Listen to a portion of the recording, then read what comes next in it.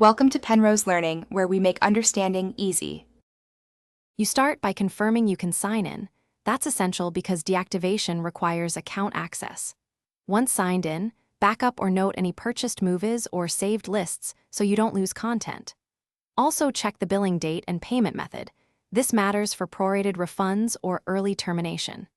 Make sure two-factor methods are ready if prompted, and then move directly to account settings so you can begin the deactivation process without interruptions.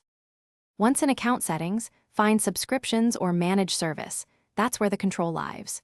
You will see an option labeled Deactivate, Cancel, or Disable. Select it and read any listed consequences so you understand what you lose. Confirm each prompt.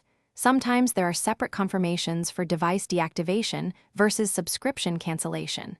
If asked, choose to remove devices or revoke authorizations so the app no longer has active access. After confirming, expect an on-screen success message or email confirmation.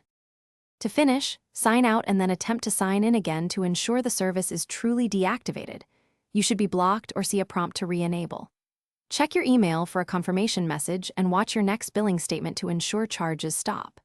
If something goes wrong, like buttons missing or errors, clear the app cache, try the website or another device, and if that fails, contact support with your account details and the exact error text so they can resolve it fast. Thanks for watching. If this was helpful, leave a like and consider subscribing. See you next time.